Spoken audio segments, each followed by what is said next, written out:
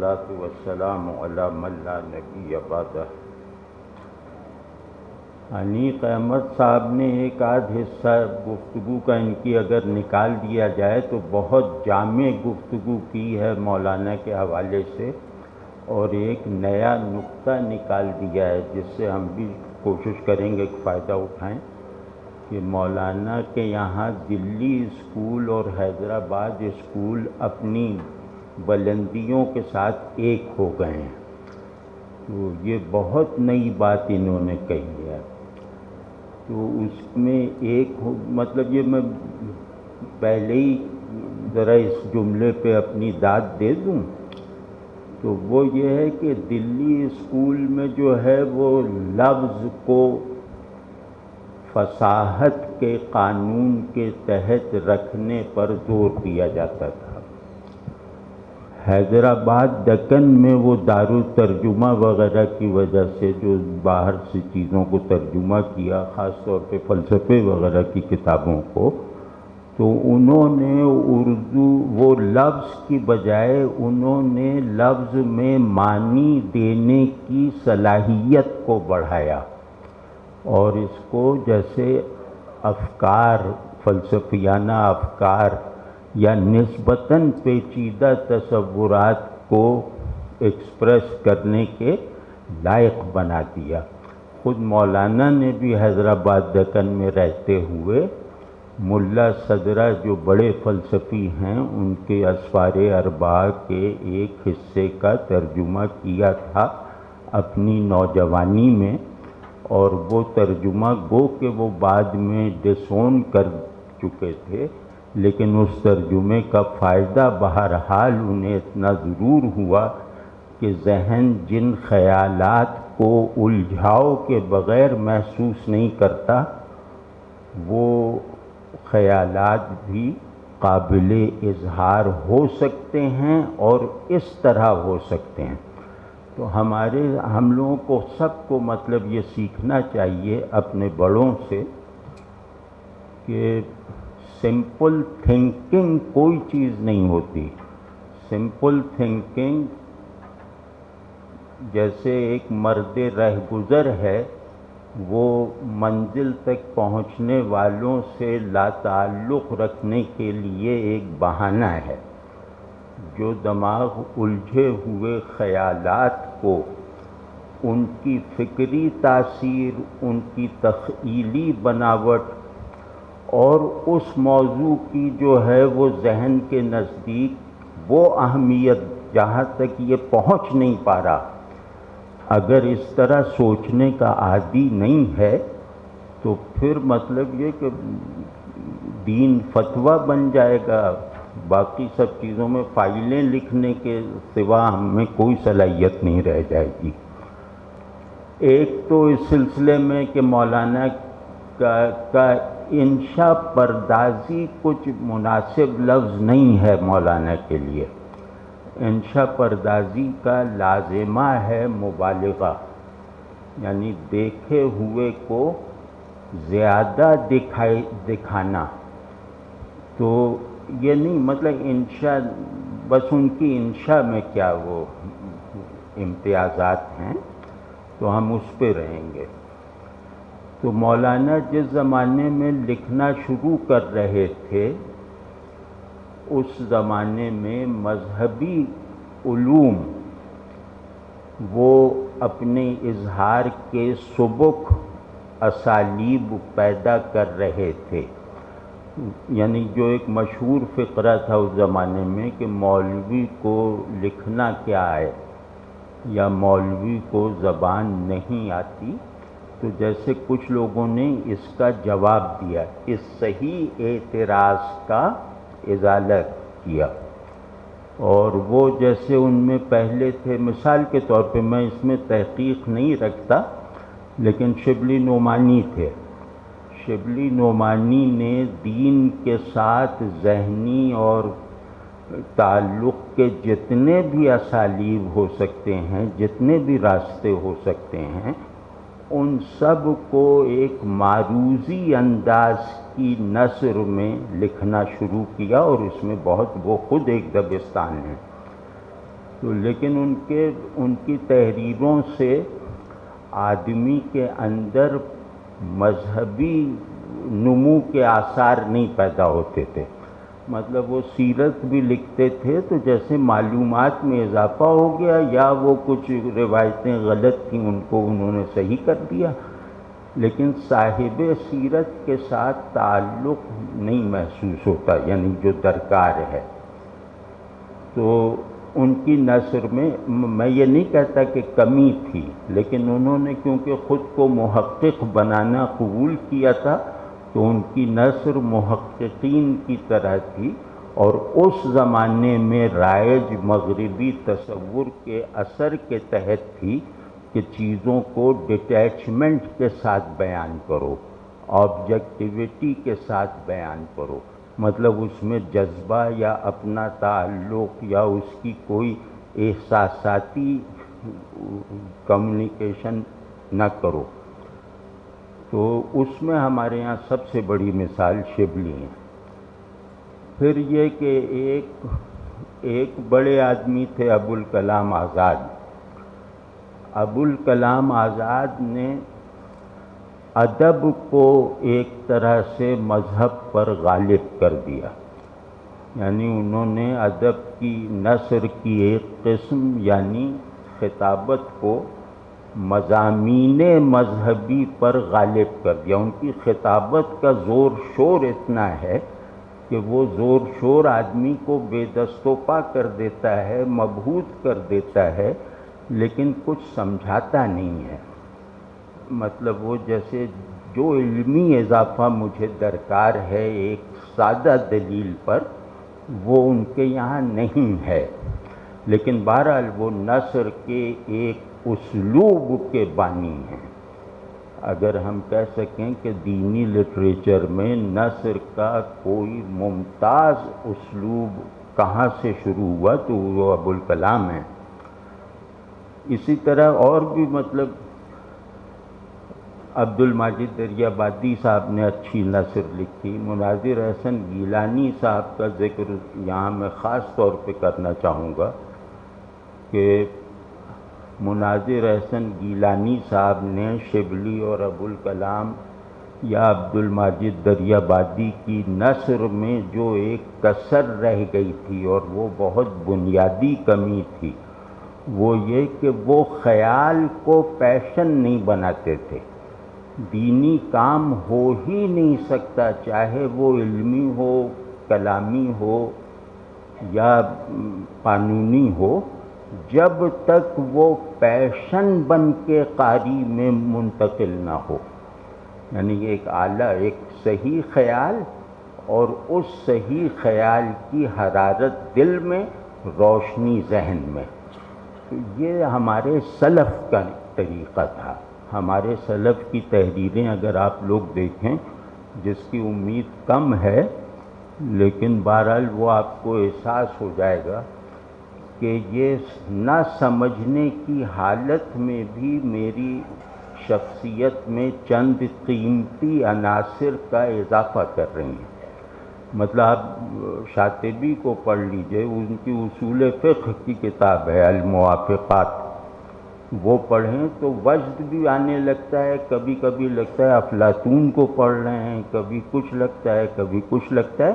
یعنی شعور کی تربیت اور وجود کی تراش خراش کرنے والی تمام قوتیں جو ہیں ان کی تحریر میں جمع ہوتی تھی.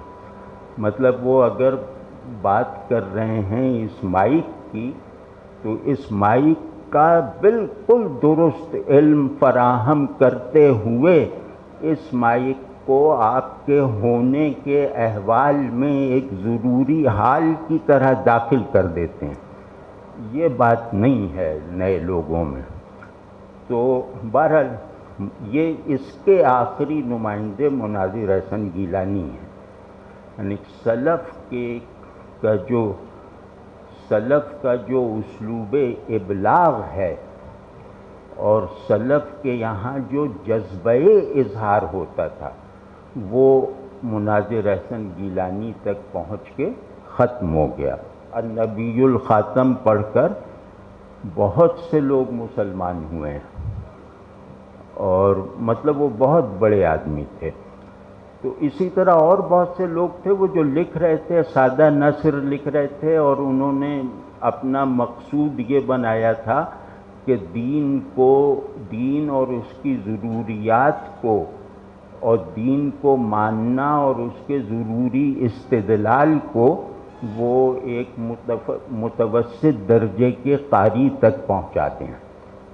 مولانا آئے، انہوں نے، ان کا امتیاز یہ، میں ایک بات عرض کروں کہ میں بالکل روایتی آدمی ہوں، روایتی رہنا چاہتا ہوں، اور مولانا اشرف علی صاحب تھانوی رحمۃ اللہ علیہ کے کو مطلب سمجھیں کہ اپنا مربی مانتا ہوں، اور یہ اس لیے بتا رہا ہوں کہ یہ جو یبوست اور گھٹن طاری ہے نا، کہ لوگ اختلاف کو انقطاع کا سبب بناتے ہیں، یہ کسی بھی طرح سے کم ہو۔ تو اب مولانا جب تشریف لائے تو مولانا نے اپنا مقصود یہ بنایا کہ میری تحریر میں ذہن کی صفائی اور ارادے کو تحریک ملتی رہے۔ انہوں نے ارادے کا محرک بننے والی نثر لکھی، ایسی نثر جو ارادے کو مضبوط کرتی ہے، دماغ کو اس منزل کی طرف یکسو کرتی ہے جسے عمل سے حاصل کیا جائے گا۔ تو انہوں نے دین کا بطور عمل ہونا وہ بہت ہی کامیابی سے ایکسپریس کیا، اور دوسری ایک چیز جو ان کے زمانے میں کہیں نہیں تھی، وہ چیز یہ ہے کہ دین کے ماننے والوں کی اجتماعیت کن اصول پر تشکیل پاتی ہے۔ مطلب ہم ابھی تک اس بات کے عادی تھے کہ فرد کے لیے دین کیا تقاضے رکھتا ہے، فرد کے لیے دین سے مستفید ہونے کے کیا کیا ذرائع ہیں۔ تزکیے کا مفہوم صرف تزکیہ افراد تھا، تو مولانا نے آ کر، یہ بہت بڑی کنٹریبیوشن ہے ان کی، کہ مولانا نے آ کر اس تصور میں چھپی ہوئی تنگی کو توڑ دیا، کیونکہ وہ پوسٹ کولونیل ایرا تھا، اور پوسٹ کولونیل ایرا میں دین کی حفاظت کے اور مزمحل ہو جانے والی مسلم نفسیات کو دوبارہ سے زندہ کرنے کے لیے ضروری تھا کہ افراد پر توجہ کے بجائے اس قوم کو ایک امت کا فعال حصہ بنایا جائے۔ تو وہ اس وقت کی ضرورت تھی، تو وہ مولانا نے خوبی سے کی، خوبی سے پوری کی۔ اور تیسری جو بات ہے جس کو میں کہہ رہا تھا کہ خیال پر ذہن مطمئن اور تأثر پہ قلب شانت ہو جاتا ہے، تو ان کے یہاں یہ چیز اس طرح سے ہے کہ یہ آپ کے ارادے کو اللہ کی مراد کے مطابق ڈھالنے کے لیے، اور اس ارادے کی حرکت کے نتیجے میں جو مفاد مطلوب ہے وہ اجتماعی ہے، وہ ارادہ فرد کے کسی بھی اخروی یا تزکیے والے مفاد سے نہیں پورا ہوگا۔ تو انہوں نے اس تزکیے کے عمل کو جیسے اجتماعی ضرورت بنایا، اور تزکیے کا اجتماعی جو رول ہے اس کو بالکل کلینکل انداز میں ثابت کر کے بھی دکھایا کہ اجتماعی تزکیے کے بغیر انفرادی تزکیہ نہیں ہو سکتا۔ اب آپ دیکھ رہے ہیں نا آج کے حالات میں، اگر مطلب ہمیں صرف یہی چیز بچا سکتی ہے کہ ہم اسلام کو اپنے مرکزی اور ثانوی تمام تشخص کا واحد مبنی اگر نہ بنایا اب، تو وہ داستان تک بھی نہ ہوگی داستانوں میں۔ تو یہ مولانا نے سکھایا مسلمانوں میں ایک اجتماعی حمیت دینی اور مسلم نفسیات پر چھائی ہوئی غلامی کے نتیجے میں افسردگی انہوں نے مطلب توڑ کے دکھائی، مذہبی لٹریچر میں انہوں نے توڑ کے دکھائی۔ تو یہ بہت بڑا کارنامہ ہے۔ اور ایک بات مطلب مجھے تو ضروری لگتی ہے کہ انقلاب جسے کہتے ہیں نا، انقلاب کا مطلب ہے اقدار، موجودہ اقدار اور اس کے مظاہر کا بالکل بدل جانا۔ سمجھ گئے نا، یہ انقلاب ہے، یعنی باطن بھی بدل گیا، ظاہر بھی بدل گیا۔ اور یہی انقلاب ظاہر ایک مقصود ہوتا ہے کسی بھی دینی ذہن کو۔ تو مولانا نے اس ضرورت کو جس عمدگی، جس جامعیت، جس کنسسٹنسی کے ساتھ پورا کیا ہے، اور دین کے فہم اور دین کے احکام اور عقائد ان سب کو عمل کی ڈوری میں پرونے کا جو کامیاب مشن انہوں نے کیا، یہ مطلب اس کی افادیت اب پتہ چلے گی۔ اب پتہ چلے گی کہ جب اجتماعیت کو نظر انداز کرنے کے نتیجے میں ہر ایئرپورٹ پہ سے لوٹائے جاؤ گے، تب پتہ چلے گی کہ اگر ہم ایک اجتماع میں ڈھل چکے ہوتے، ہم اپنی پازیٹیوٹی کے ساتھ اپنی اجتماعی تشکیل اور اس اجتماعی تشکیل کی برکات دنیا کو دکھا چکے ہوتے، تو آج اس طرح ذلیل نہ ہو رہے ہوتے۔ آج وہ ماحول ہے کہ نظام بدلے بغیر فرد کا تزکیہ بھی ناممکن ہے۔ سیاسی نظام، حکومت، ریاست، ان سب کی شمولیت نہ ہو تو اب فرد کا تزکیہ ناممکن ہے، کیونکہ اتنے مظاہر پیدا ہو چکے ہیں انکار دین کے، اور اتنی ضروریات پیدا ہو چکی ہیں دین کو چھوڑنے کی، کہ وہ آدمی اپنے آپ کو اس بہاؤ میں بہنے سے روک نہیں سکتا۔ تو اس بہاؤ ہی کو، اس چشمے ہی کو ہمیں ڈھانپ کے دوسرے چشمے سے پانی جاری کروانا ہے۔ تو یہ ممکن نہیں ہے کہ ریاستوں کی یکجائی اور یکسوئی کے بغیر اور مکمل شمولیت کے بغیر، نظام کے مذہبی ہوئے بغیر یہ ہو سکے۔ تو یہ مولانا کی لاجک آج سمجھ میں آتی ہے، لیکن یا مولانا کی دینی فکر کا جو یہ خلاصہ ہے کہ انسان پر اثر انداز ہونے والے آرڈر کو بدلو۔ وہ آرڈر اگر ٹھیک ہوگا تو آدمی بھی ٹھیک ہوگا، اور وہ آرڈر اگر تمام بے حیائی وغیرہ کو مسلط کیے رکھے گا تو میں کب تک دوسری نظر ڈالنے سے بچوں گا؟ میں کہتا ہوں آج بھی نہیں بچ سکتے۔ تو وہ سوسائٹی اسلامی ہو ہی نہیں سکتی ڈھیلے ڈھالے معنی میں، جہاں دوسری نظر سے مرد کو رکنا آسان نہ ہو۔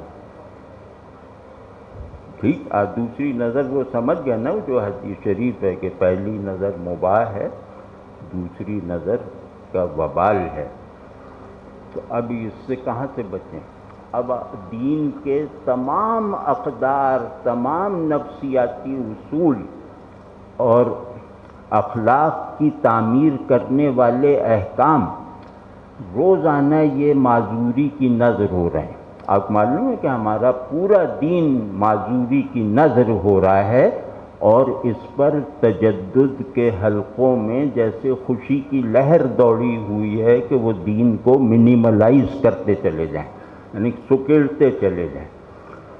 تو یہ مطلب مودودی صاحب کا یہ احسان محسوس ہوتا ہے۔ میں ان کی فکر کے بہت بنیادی اجزاء سے اختلاف رکھتا ہوں، لیکن یہ کہ ان کا یہ احسان محسوس ہوتا ہے کہ انہوں نے ہماری دینداری کے پورے اسٹرکچر کو اس انتہائی نالائق قوم میں تعمیر کر کے تو دکھا دیا.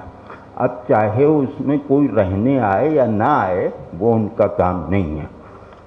تو ایک تو یہ کہ دین کی کلیکٹیوائزیشن اور اس کے حصول کے عملی اور فکری راستے یہ مولانا کے علاوہ کہیں نہیں ملیں گے، مطلب پورے اسلامی لٹریچر میں نہیں ملیں گے. اب یہ نثر ہی پہ میں اپنی دانست میں نثر پہ ان کی بات کر رہا ہوں. تو اس طرح کا یعنی آپ سمجھیں کہ ہر مضمون کا ایسنس دعوت انقلاب ہے. ہر بات کے پیچھے اس کی جو مدر میننگ ہے وہ خود کو مکمل طور پہ بدلو، دنیا کو مکمل طور پہ بدلو. اب یہ تھاٹ جو ہے، یہ فکر جو ہے، یہ کس طرح کی نثر میں ایکسپریس ہو سکتی ہے؟ اپنے آپ کو ادبی خرابیوں سے بچاتے ہوئے بھی، اخلاقی نقائص سے محفوظ رکھتے ہوئے بھی، اور اپنے مخاطب کی تحقیر کیے بغیر. انقلابی بہت اجڑ ہوتا ہے، وہ چاہے کوئی ہو، تو وہ مخاطب کو کیڑے مکوڑوں کی طرح سمجھتا ہے. تو یہ انقلابی، اگر یہ انقلابی نہیں ہے تو کوئی انقلابی نہیں ہے. تو انقلابیوں کی اس جو پیٹنٹ بیماری ہے وہ مولانا کے اسلوب میں، نثر میں، ان کے دلائل میں کہیں نظر نہیں آتی. دوسرا یہ کہ ہر انقلابی کی سب سے بڑی دلیل وہ خود ہوتا ہے، یعنی خود کو بنا کر پیش کرتا ہے.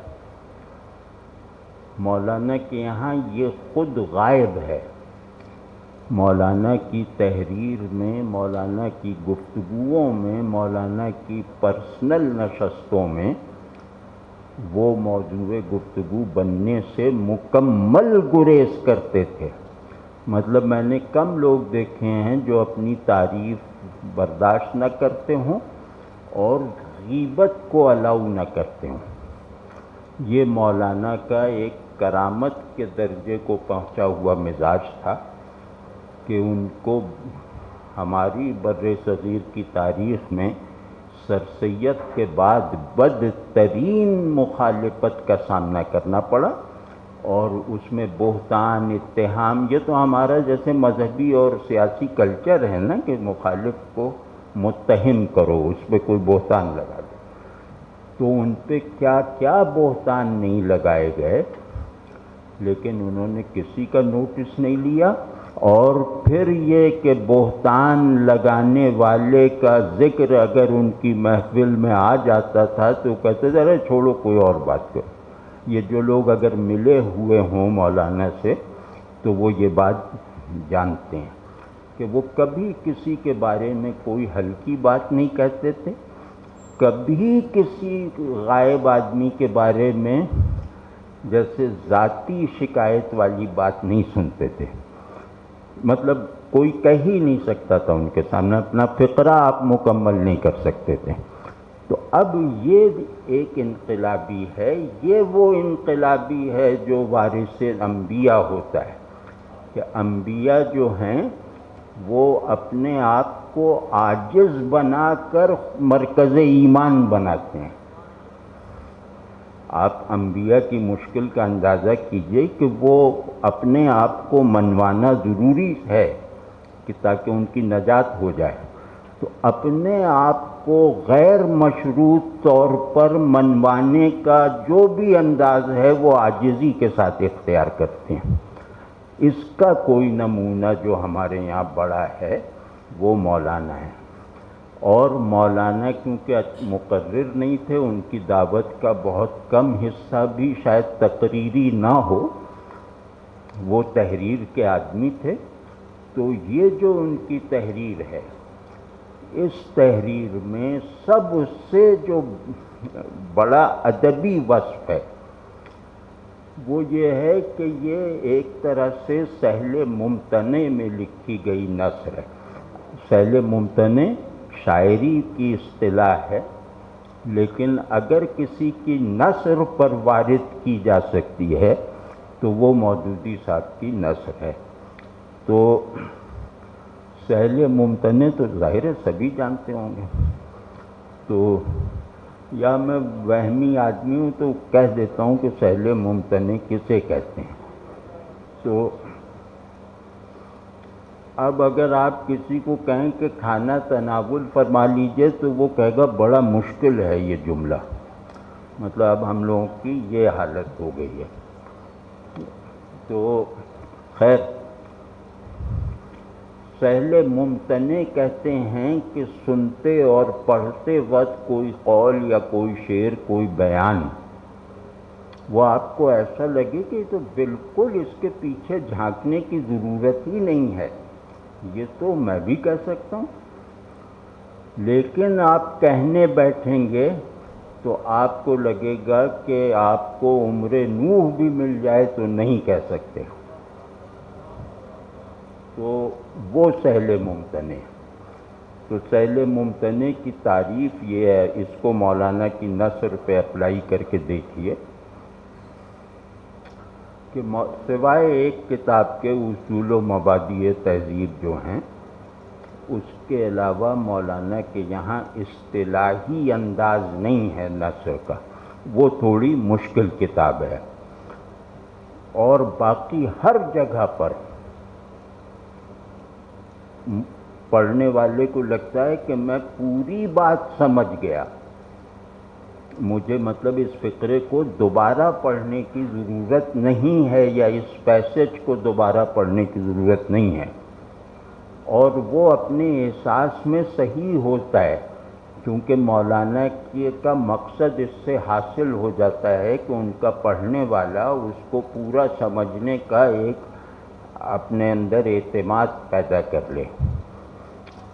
لیکن دوسری نظر کبھی بھی ڈال کے دیکھو، جو آج کل جماعت اسلامی والے بھی نہیں ڈالتے، وہ کبھی ڈال کے دیکھو تو تمہیں پتہ چل جائے گا کہ مفہوم جو میں نے سمجھا ہے وہ صحیح ہے، کامل نہیں ہے۔ یہ نثر کا کمال ہوتا ہے کہ آپ کو غلط مفہوم نہیں اخذ کریں گے، لیکن جو مفہوم بھی آپ اخذ کریں گے وہ صحیح ہونے کے باوجود، آپ کے لیے کافی ہونے کے باوجود مکمل نہیں ہو سکتا۔ ٹھیک ہے، جیسے میں ایک مثال ایسے عرض کرتا ہوں کہ مولانا کا ایک مضمون ہے نیاز فتح پوری کے رد میں، اور وہ ان کی جوانی کا مضمون ہے، اس کا عنوان ہے تجدد کا پائے چوبیں۔ تو اب مجھے فرض کیا پائیے ان میں لفظ کو لغت میں اگر دیکھنے کی ضرورت ہے تو وہ تو ہوگی، لیکن یہ کہ اگر مجھے لفظ میں نے پڑھا ہوا ہے کہیں اسکول میں سیکھا ہوا ہے تو میں اس کو پورے لفظ کو پڑھ کے کہوں، یہ پورے عنوان کو پڑھ کے کوئی ایسا نہیں چھٹکوں گا نہیں، اور یہ عنوان مجھے کسی چیلنج کی طرح نہیں لگے گا، بس میں داد دوں گا کہ واہ کیا عنوان ہے۔ لیکن اگر آپ کو پائے چوبیں کے اوریجن کا پتہ ہے، اگر آپ کو یہ پائے چوبیں مولانا نے کہاں سے لیا ہے اور تجدد کو وہ اس سے کیوں نسبت دے رہے ہیں، یہ موجودہ صلاحیت کا آدمی عمر بھر نہیں دریافت کر سکتا۔ واضح ہے نا یہ بات؟ تو یہ ہے سہل ممتنع، یا مثال طور پر ان کے کچھ مشہور فقرے ہیں کہ آج کل کے الیکشن شکاری کتوں کی دوڑ ہے، یا یہ نظام جو ہے الیکشن والا یہ ایسا ہی ہے کہ زہریلے دودھ کو مت کر جو مکھن آپ نکال لیں، تو یہ زہریلے دودھ کا مکھن ہے جو پارلیمنٹ ہے۔ تو اب اس میں آپ آپ کو ایسا لگے گا کہ آپ اس جملے سے خوش بھی ہو گئے، اور یہ بھی لگے گا کہ اس پہ شعر کی طرح واہ واہ کہنی چاہیے۔ یہ بھی لگے گا کہ ادب کی ایک صنف ہے وٹ، جس کا جان ڈن ایک شاعر تھا، وہ سب سے بڑا آدمی ہے، تو وہ وٹ آپ کو محسوس ہوگی۔ وٹ کہتے ہیں کہ بڑی سے بڑی بات کو ہنستے کھیلتے بیان کر دینا، تو اب یہ بھی اس میں محسوس ہوگی۔ اور پھر اگر آپ تھوڑا شاعری کی روایت کو جانتے ہیں اور یہ دیکھیں کہ مولانا روم نے فرمایا تھا کہ پائے استدلالیاں چوبیں بود، پائے چوبیں سخت بے تمکین بود۔ یہ جو فلسفہ بنانا چاہتے ہیں دین کو، ہر بات پہ استدلال کروانا چاہتے ہیں، تو ان کا پاؤں جو ہے، یہ جس جگہ کھڑے ہیں اور جس پاؤں سے کھڑے ہیں وہ لکڑی کا ہے، اور لکڑی کا پاؤں جو ہے، لکڑی سے بنا ہوا پاؤں زیادہ دیر تک تمہارا بوجھ سہار نہیں سکتا، وہ چل نہیں سکتا اس رفتار سے۔ تو اب یہ ایک دم جیسے جگمگانے لگتا ہے، اور اس کے ساتھ ساتھ ہماری مذہبی نفسیات میں ایک منفی پن کا ازالہ بھی کر سکتا ہے کہ مولانا روم اور مولانا مودودی تو ایک ساتھ نام نہیں لیا جا سکتا، بالکل ہی دونوں مختلف شخصیتیں ہیں نا۔ تو ان دو انتہائی مختلف ہو سکنے والی شخصیتوں میں ایک زندہ پسندیدہ ربط آپ کو اپنے اندر محسوس ہوگا، جس کی وجہ سے آپ ان پہ زبان درازی کرنے سے باز رہیں گے۔ تو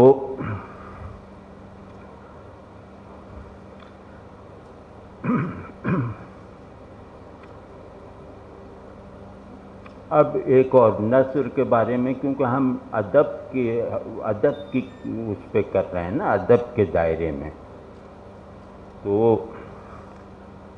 نثر کے بارے میں یہ نثر کی خوبصورتی ہے کہ آدمی سب سے پہلے اپنی شخصیت کا پورا اظہار کر دے۔ جیسے شاعری کا یہ عیب ہے کہ آدمی اپنی شخصیت کے گرد گھومتا رہے، لیکن نثر میں یہ خوبی ہے کہ آپ اپنی شخصیت کا پورا اظہار کرنے کے لائق ہو جائیں، اور آپ کی نثر آپ کا پورا تعارف کروا دے صیغہ واحد کو استعمال کیے بغیر، صیغہ واحد متکلم کو۔ مولانا کی نثر اس معیار پہ پوری اترتی ہے۔ یہ لانجائنس نے لکھا تھا نا کہ ہومر کے یہاں وہ لفظ میں نہیں ہے، لیکن اس کی ہر تحریر کا معنی وہ خود ہے۔ اور ہومر آپ جانتے ہیں، ہومر مطلب کوئی آدمی اس کا نام مطلب بہت احترام کے بغیر نہیں لے سکتا، چاہے وہ شیکسپیئر ہی کیوں نہ ہو۔ تو کیا کہا لانجائنس نے کہ وہ اس کا کام، اس کا اظہار ہے، اس کا سب سے کامل اظہار ہے اس کا نام آئے بغیر۔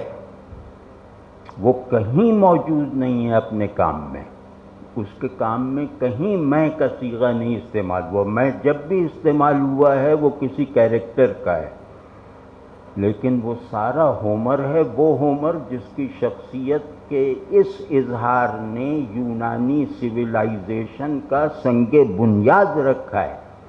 یعنی افلاطون نے کہا کہ گریک سویلائزیشن کا معمار ہومر ہے۔ اس سے کسی نے پوچھا تو اس نے یہ جواب دیا۔ تو اب ہمارے یہاں تو افلاطون وغیرہ ہیں نہیں جو اس طرح متوجہ کریں لوگوں کو۔ تو بہرحال اس تعریف کو ذہن میں رکھ کے مولانا کی نثر کا اگر تجزیہ کیا جائے تو مولانا جہاں بھی صیغہ واحد متکلم اپنی علمی تحریروں میں استعمال کرتے ہیں، وہ ایک واقعاتی کانٹیکسٹ میں ہوتا ہے کہ فلاں نے مجھ سے یہ پوچھا یا فلاں کو میں نے یہ جواب دیا۔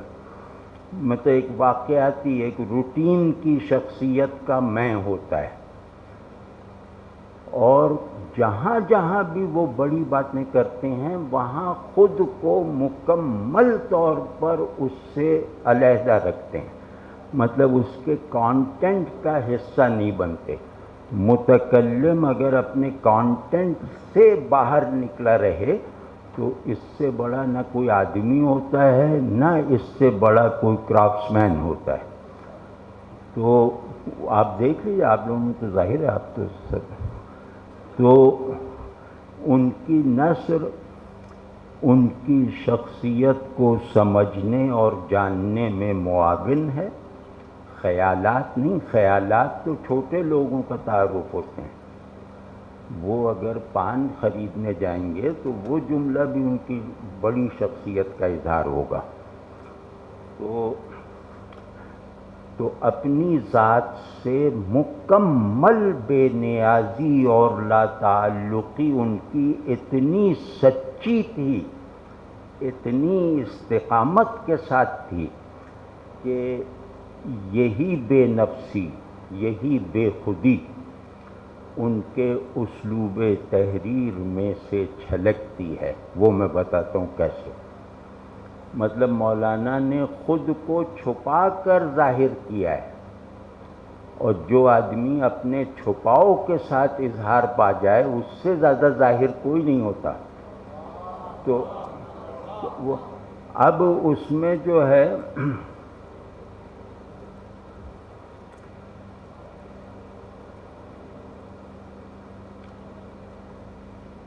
مثال کے طور پر کہ مولانا کسی بھی ان کا جو میجر تھیم ہو، بنیادی مضامین جو ہوں، ان کی فکر کے بنیادی اجزاء، ان کا بیان آپ ان کے قلم سے اگر پڑھیں تو آپ کو یہ لگے گا کہ یہ آدمی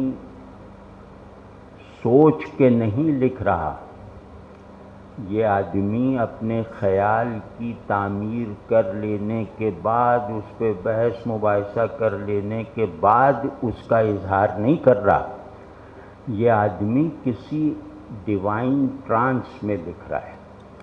اس نثر کا فلو ایسا ہے کہ جو اظہار خیال کا فلو ہو ہی نہیں سکتا، مطلب ایسا بہاؤ ہے کہ وہ بہاؤ ادراک میں نہیں ہوتا۔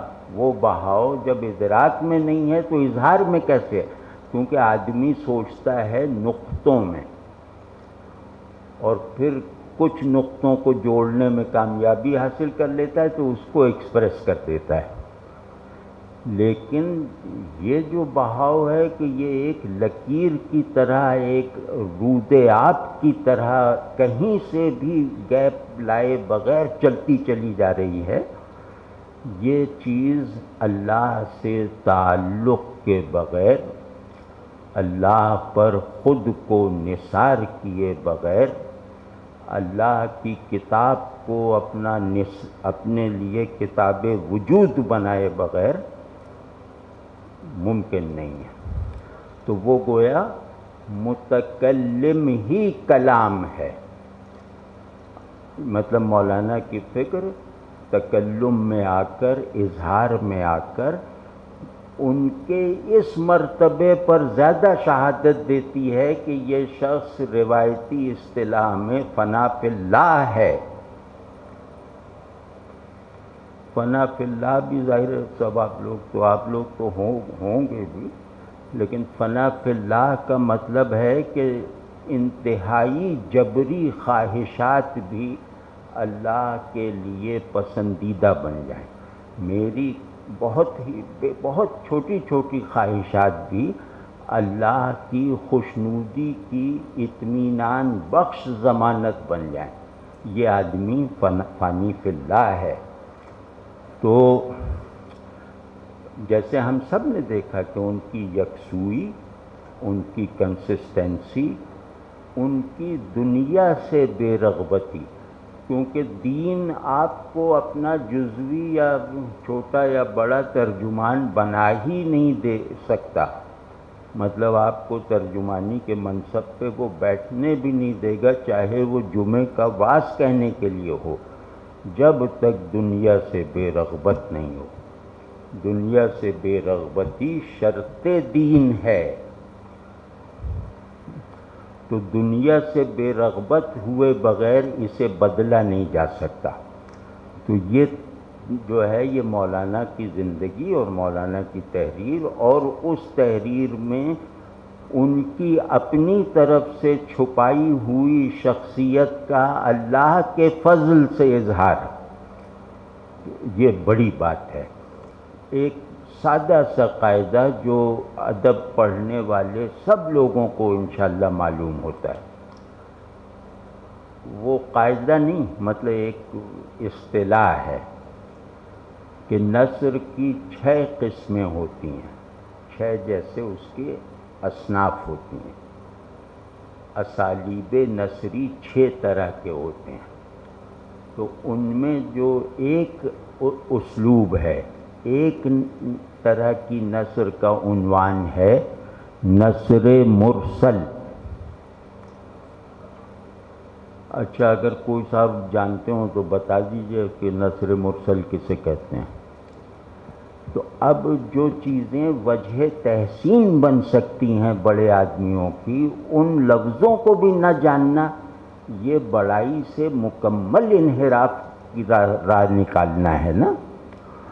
تو نثر مرسل کہتے ہیں کہ جس کو ایسی نثر جس کو کسی آرائش کی ضرورت نہ ہو، جس کو کسی پنکچویشن کی حاجت نہ ہو، جو متکلم اس اعتماد کے ساتھ کہے، لکھے کہ یہ بس میں نے اپنا مدعا پورا بیان کر دیا ہے، اور یہ پورا مدعا بغیر کسی تفریق کے میرے تمام قارئین تک منتقل ہو گیا ہے. اس کو ارسال اور ترسیل، یہ لفظ ہے نا، ترسیل کرنا، تو یہ نثر مرسل ہے. نثر مرسل کا میری رائے میں بہترین نمونہ مولانا کی نثر ہے. کیوں بہترین نمونہ ہے؟ کہ ایک تو نثر مرسل یہ ہے کہ بھئی آپ فاران کلب آ جائیے، میں لکھ کے آپ کو بھیج دوں، یہ بھی نثر مرسل ہے. تو مجھے معلوم ہے کہ آپ کو فاران کلب کا پتہ ہے، لیکن ایک آدمی کہتا ہے کہ آ جاؤ فلاح کی طرف. تو اب فلاح کا مجھے مطلب وہ اب اس میں اظہار مدعا پورا ہے، اس کا فہم جو ہے وہ منحصر ہے آپ کے فہم فلاح پر. تو مولانا کی نثر مرسل اس دوسری نوع کی مرسل ہے جہاں وہ پورے اعتماد میں ہیں کہ انہوں نے اپنی پوری بات کہہ دی ہے، اور ان کے قریب والے اس زمانے میں جو ان کے مخاطب تھے وہ اس اعتماد کو تقویت پہنچاتے تھے. پھر اب یہ ہے کہ اب صرف انہی کو اعتماد کرنے کا حق رہ گیا ہے کہ انہوں نے پوری بات کہہ دی. اب قاری نے کیا سمجھا اس کی کوئی گارنٹی نہیں.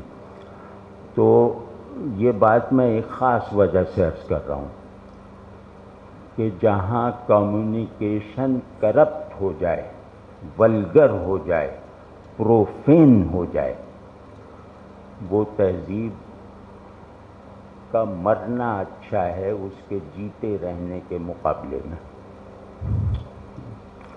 جہاں لفظ کے ساتھ تعلق بازار سے سودا مانگ لینے کی صلاحیت تک محدود رہ جائے تو اس کو خود کو آدمی کہلانے کا حق نہیں ہے.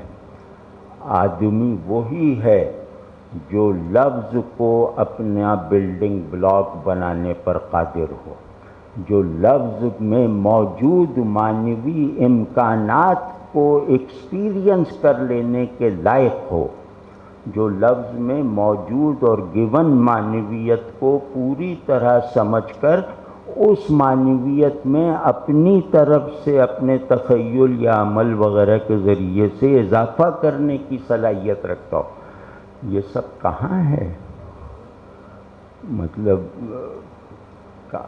کتنے لوگ ہیں جماعت میں جو مولانا مودودی کی فکر کا ان پر وارد ہونے والے اعتراضات کے مقابلے میں دفاع کر سکتے ہیں؟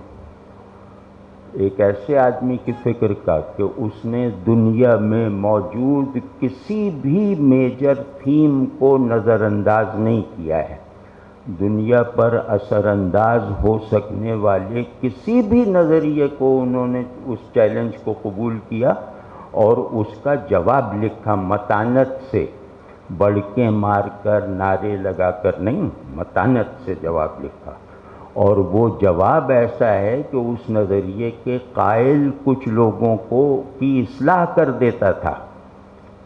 تو اب ظاہر ہے کہ اب نہیں رہا وہ معاملہ، تو اب مولانا پہ بہت سے جو لوگ، چاہے وہ معاندانہ اعتراضات ہوں، چاہے وہ مخلصانہ اور محققانہ اعتراضات ہوں، اس کا جواب نہیں آ رہا، اور اس کا جواب اس لیے نہیں آ رہا کہ وہ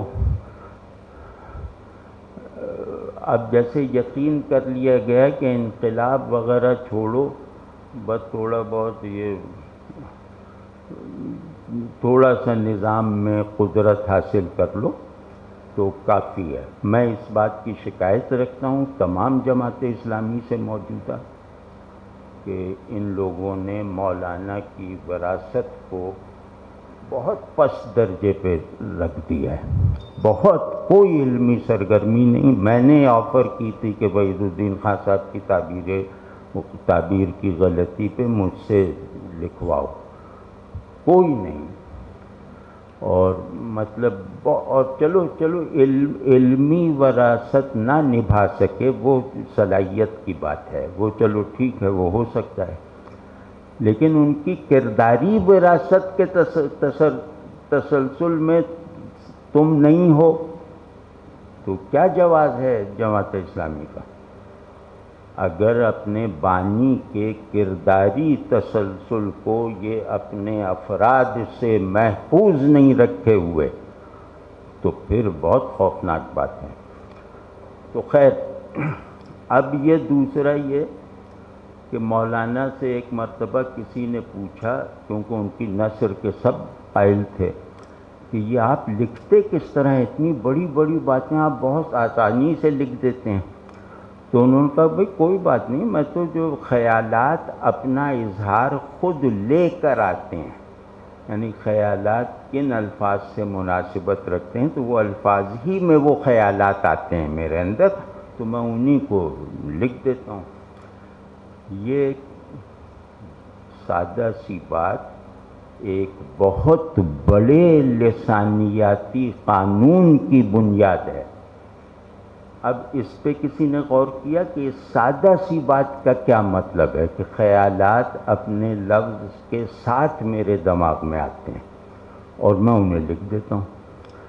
یہ وہ سطح ہے۔ اب میں یہاں یہ شاید آخری بات عرض کر کے پھر، یہ وہ سطح ہے جہاں معنی اور لفظ، جہاں ایسنس اور فارم اپنی دوئی کو ختم کر کے ایک زیادہ برتر وحدت کا حصہ بن جاتے ہیں۔